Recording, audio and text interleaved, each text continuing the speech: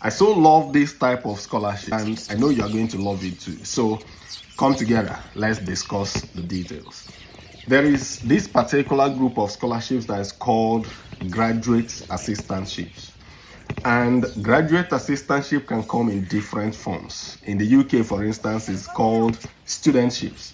In most of the other places, Canada, United States of America, Australia, it's called graduate assistantship. Now, inside this group of scholarships, you have what is called the graduate research assistantship, which is the most popular one. Then you have the graduate teaching assistantship, in which you have the responsibility of supporting a lecture or a practical session within or amongst students. In the research assistantship option, you are focused on supporting a research program. And then there is the other type where you just do administrative work. So it's more or less, you could say, graduate administrative assistant. In either of these three, you get your tuition waived in most cases, and then you get paid as somebody who is working. Yes, you are not going to be getting the same salary as lecturers, but you get a significant amount of money that should be able to take good care of you during your studies. This type of scholarships are open to master's degree students. They are also open to PhD students.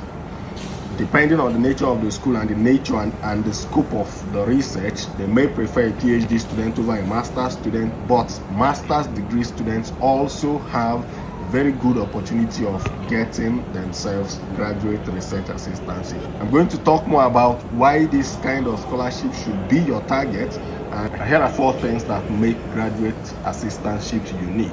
Number 1 is they cut across all disciplines. This one is not the type of scholarship that says if you are not working in the oil and gas space, then there is nothing for you, or that says if you are working in the oil and gas space, there is nothing for you.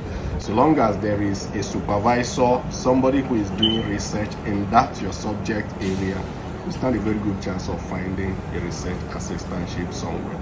The second part, which is tied to number 1, is the fact that graduate assistantship cuts across different countries. You have these opportunities in the UK, you have these opportunities in the US, which is the father of graduate assistantships. You have them in Canada, you have them in Australia, you have them in different parts of the world. Very nice, very broad, cuts across disciplines and across countries. Number 2 thing that makes graduate assistantships unique is the fact that when you take a graduate assistantship, you get paid and rewarded handsomely. In some instances, you could get up to $2,500 per month. In some instances, it could be $2,000, it could be $1,500. And in addition to that, you get your tuition waived in most of the instances. There are different variations and different mixes of graduate assistantships, but in the full scope is also a full package. However, most of the graduate assistantships will not cover your flight ticket. There are some that will be a complete tuition waiver with stipend, some will be a complete tuition waiver, different mixes, different structures, but absolutely rewarding. Number 3 reason you should consider a graduate assistantship is, before I go to number 3, go down to the comment section, tag Academy of Scholarships and Transitions and say go ahead with number 3. Number 3 reason why you should consider a graduate assistantship is because graduate assistantships do not require you to go back to your home country after your studies.